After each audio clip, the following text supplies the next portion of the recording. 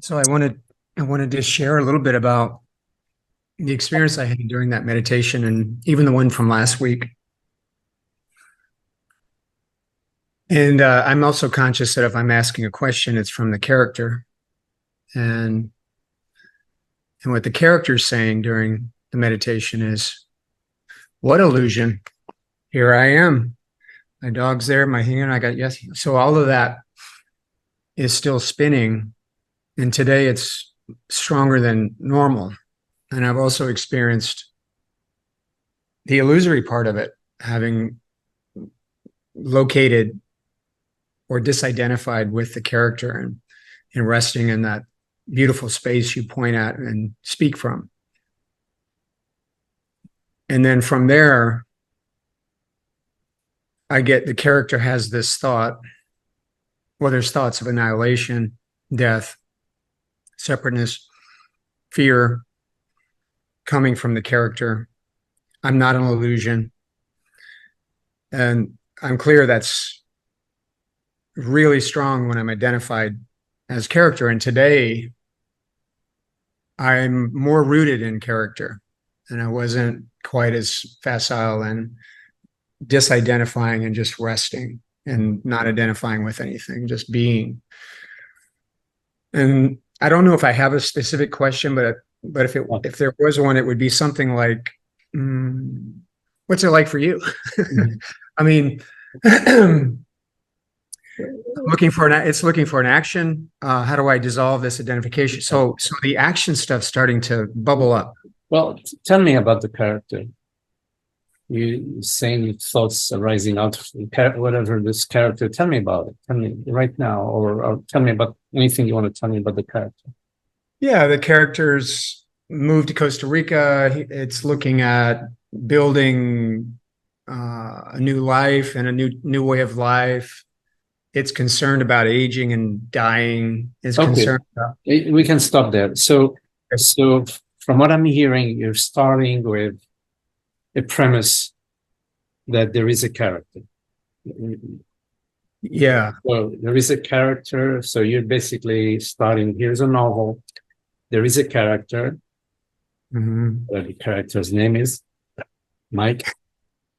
Yeah. And so anything that's going to appear, the character is perceiving it. Any activity, the character is doing it. Any thought that's appearing, the character is thinking it. So you're starting with the premise that there is a character. Okay, what is this character? Tell me, what is right now? Is there a character right now? Let's say that there is a character right now. What is this character right now? It has form, body. I can touch it. Okay. It has thoughts. It has emotions. It has memories. Okay. It anticipates the future. It ponders non-duality for some reason. Thank God. Okay, so look,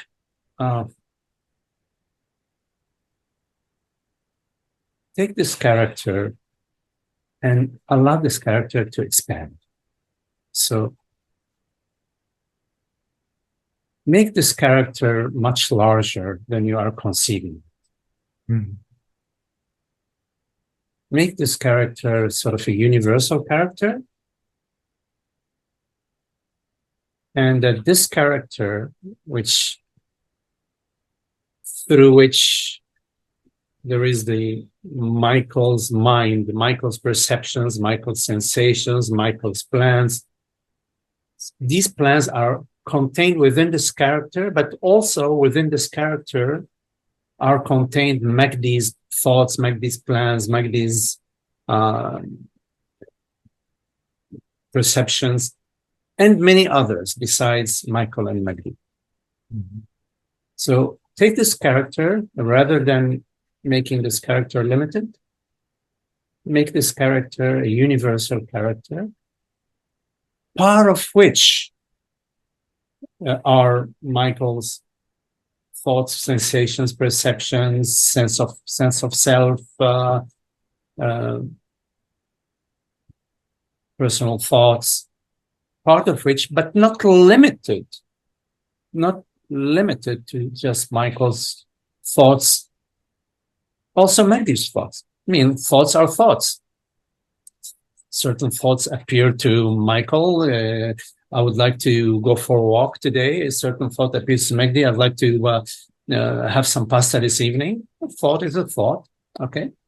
So consider the model that thought A, thought B, thought C, all thoughts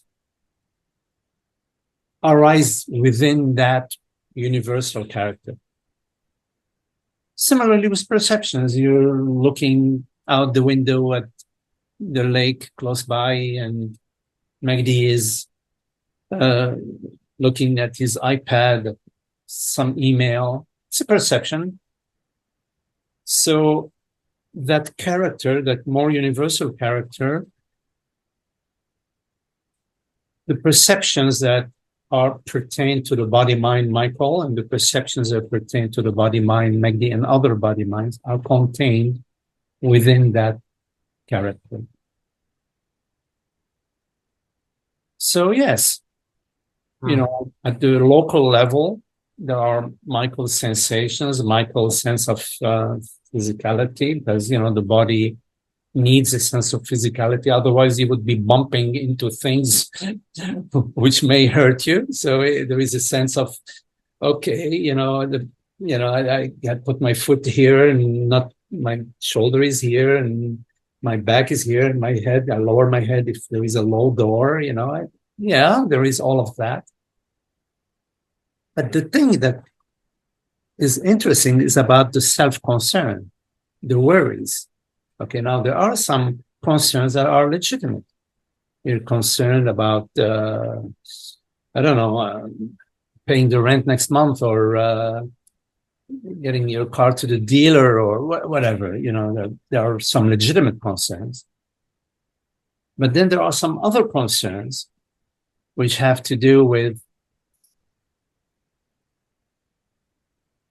my sense of being, like, oh my God, what's going to happen to me? Am I going to disappear? Am I going to sort of cease being? This deep fear about ending. Now, from the perspective of the universal character, who is within which everything is unfolding, nothing is going away. It's all within, it's all contained within this one character, so this universal character. So if a mini character within the universal character ceases to be, it's no issue for the universal character. Mm-hmm. So yes, there may be an impression of a limited personal character, but I invite you to be open to the possibility that the reality which perceives through the body-mind Michael is the same reality which perceives through the body-mind Joe, Jim, Mary, Betty, whatever. That there is one reality which perceives. And that reality which perceives is not called Michael. Yes, Michael is the body-mind. The name of the body-mind is so tall. This is the age of the body-mind. This is the health kit. This is where it lives. It has to be careful with this, be careful with that, take care of the body, etc. But the reality which perceives doesn't have a name. The reality which perceives cannot say, oh, this is Michael's reality, which is perceiving, or this is Magdi's reality, which is perceiving. This is a male reality, which is perceiving. This is a female reality, which is perceiving. No. The reality which perceives is not located within the body. Mm-hmm. Yeah. That's a belief, if if such a notion is entertained, there is no evidence for that. Because the reality that perceives is not an object that is contained or that can be contained or localized. Why is it not an object or a form? Because an object does not perceive. An object is perceived. A form does not perceive. A form is perceived. A thought does not perceive another thought or does not perceive a perception. A thought is perceived. Today is Sunday. It's a thought. It's perceived. It appears. That which perceives is not a thought. A thought does not perceive a thought. A sensation does not perceive a perception. But you cannot deny perception. But you can understand that the reality which perceives is non-phenomenal. And phenomena has a location, like the car is in the garage, the telephone, the phone is on the table. Anything phenomenal exists in time and space. It has a beginning and ending, and it has a location. But the reality which perceives, the reality which hears these words is not phenomenal, is not an object. Therefore, has no location, has no phenomenal qualities. That which has no phenomenal qualities has no problems because it is not phenomenal. The problem could be with the phone. I don't know, maybe I drop it in the water, it stops working. I have to fix it.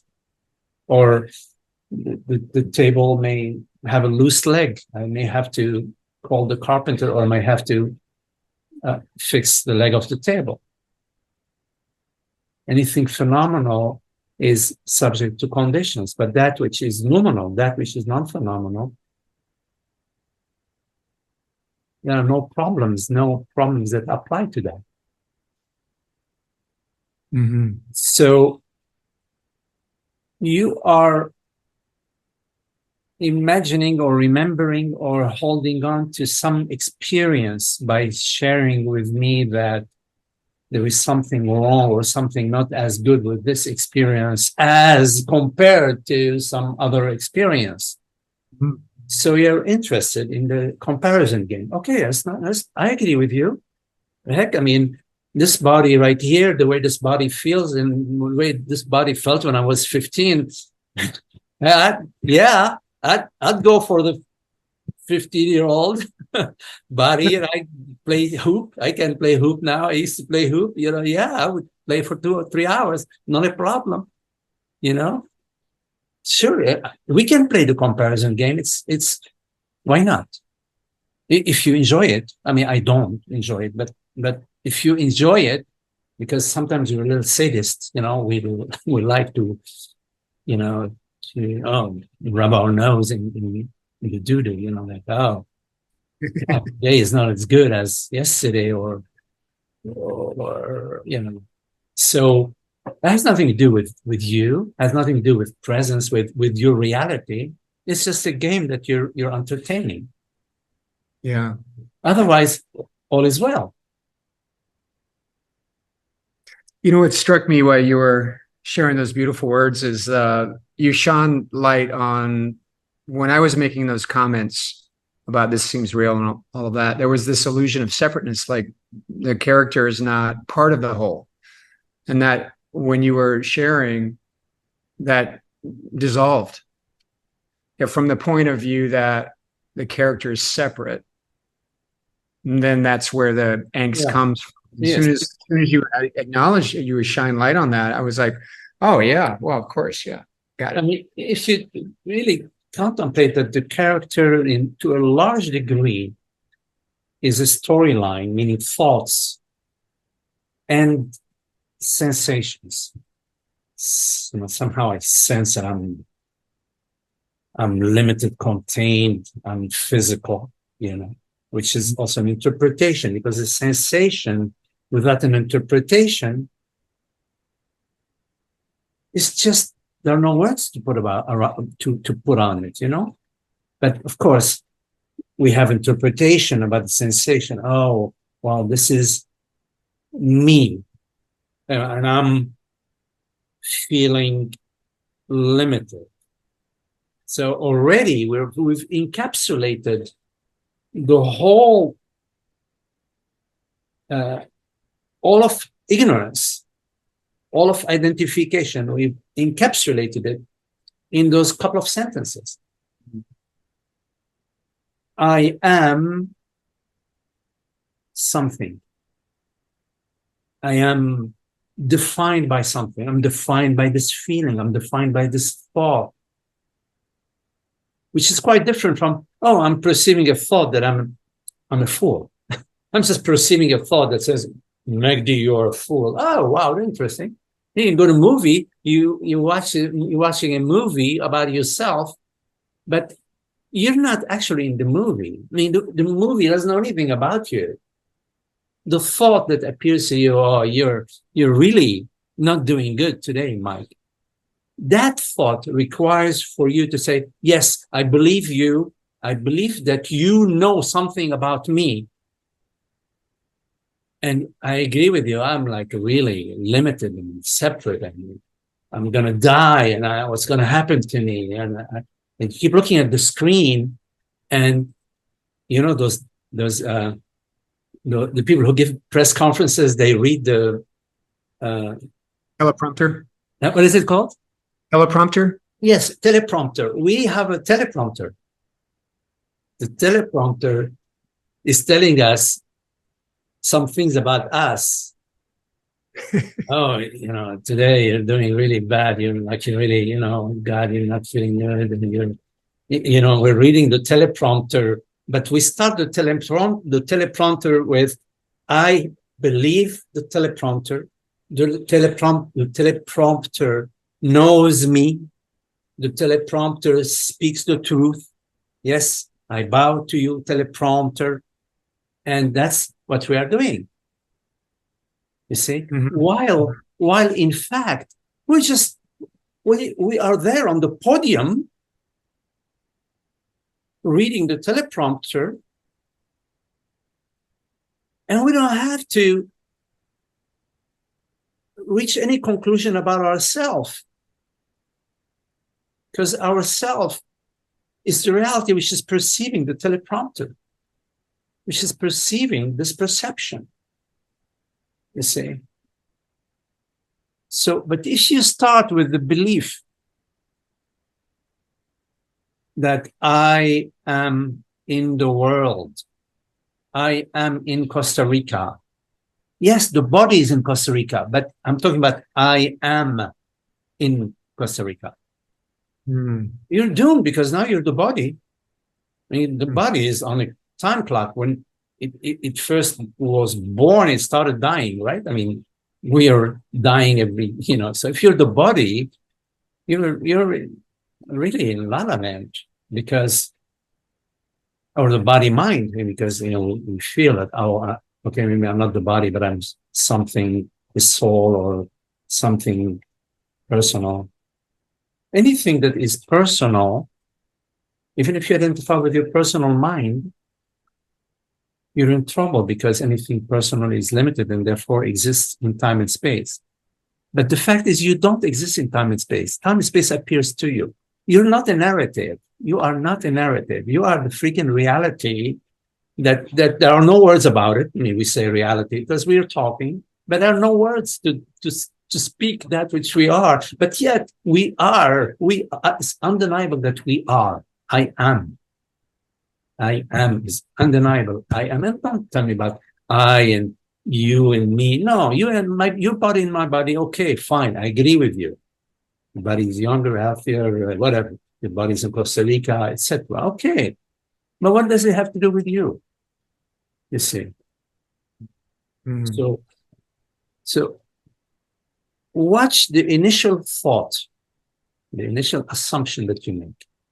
Because if you start with an initial assumption that the entire universe is made out of matter, well, you're doomed already. You're going to spend your next zillion years looking for matter because you started with that assumption, you see. But if you don't start with any assumption, I don't know what I am. Mm. I know there is perception, appears and disappears. I know there are thoughts, appear and disappear.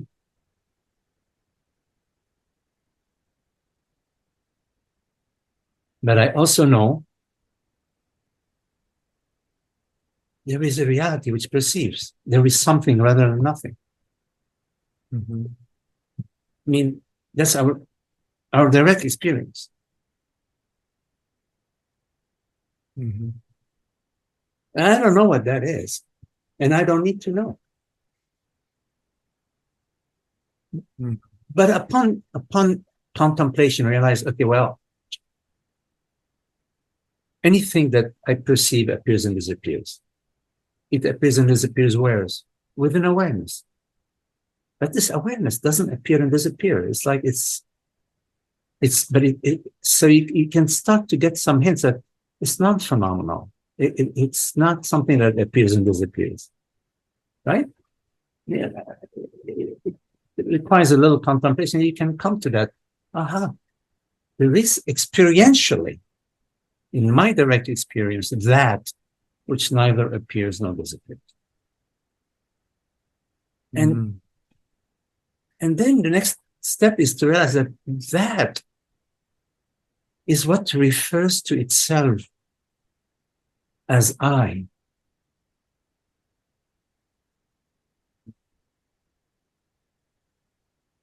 It refers to itself as I.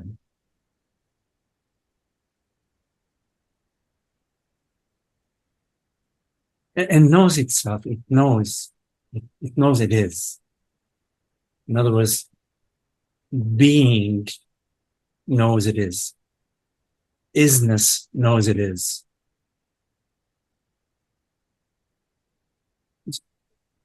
That's your experience, right? I mean, this is not some, passing thoughts. We're trying to put words around our experience. You see.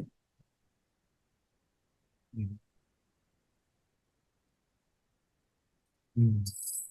So there is the form aspect of our experience and the formless aspect of our experience. But that which doesn't come and go is the formless aspect. So if you go to the casino and you're going to bet the $10,000, your last $10,000, are you going to bet on that which appears and disappears, or are you going to bet on that which neither appears nor disappears, on that which is?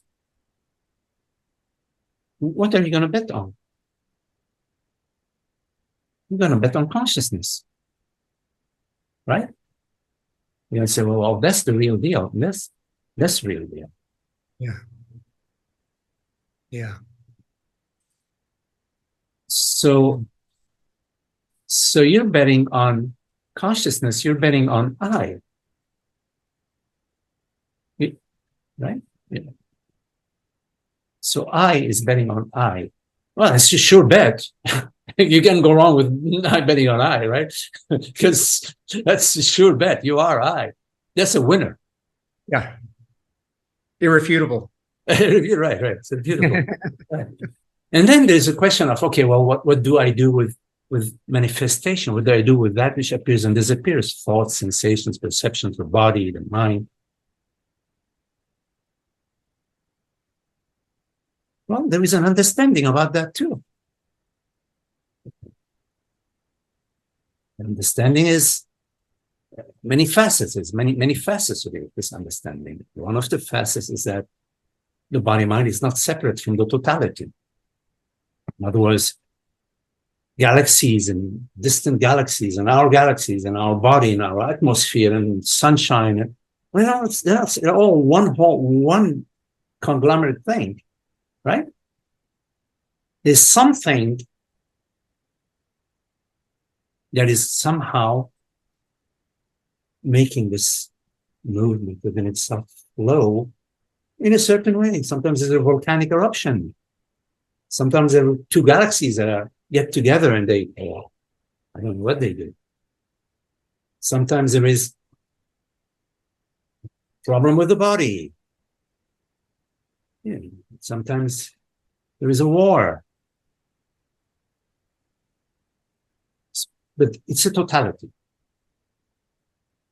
And the thoughts that appear to us, we're not sitting around thinking our thoughts, oh, what is the next thought I want to have? No. Thoughts appear to us. And we have the capacity to, some thoughts, they go unnoticed, and some thoughts are choosing thoughts. Should I go this way or should I go that way? Should I choose A or choose B? Right? So how do we choose A or B?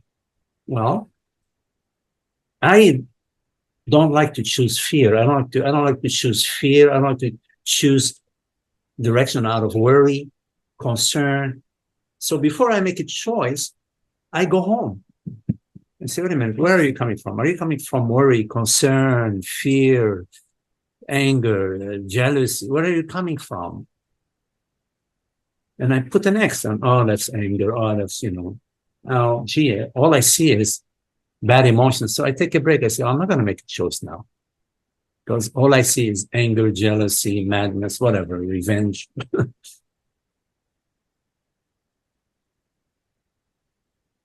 And sometimes I see, oh, yeah, that's a choice, which is more like a win-win for, as far as I can tell, it's like a win-win choice for me and others. It's not coming from worry, from fear, from concern. As I said, there are some practical worries, there are some things that, not worries, but, concerns, that, but that's different. It's a more mechanical, more practical. So I choose the path, the psychological path of love and peace and wellness and goodness for everybody, as well as for this entity. So this is, I take into account the whole, the world and my inner well-being, I say. But that's small change in comparison to going to the casino with 10 grand and betting them on consciousness. So first you have to place your bet on consciousness. Everything else will work out. What's really interesting is once you're placing your bet on consciousness, in the realm of life, perception, thoughts, events, and so on, somehow the global universe, the global whole, becomes favorable to you. Don't ask me to tell you how, but it's just sharing that it does become favorable to you. It opens, it says, oh, yeah, hey, oh, this door is closed. Yeah, there are 3 other doors open here for you. Yeah. Oh, wow, interesting. And there is serendipity, there is wholeness, there is abundance, there is magic. You see. But if you start from, oh, I am this personal self, then you're relying on my personal mind. Oh, I've got to figure it out. I figured it out. I'm all alone in the world, struggling, pushing that rock up the mountain, alone. Look around, there's nobody, just me. Yeah. Hmm. Hmm.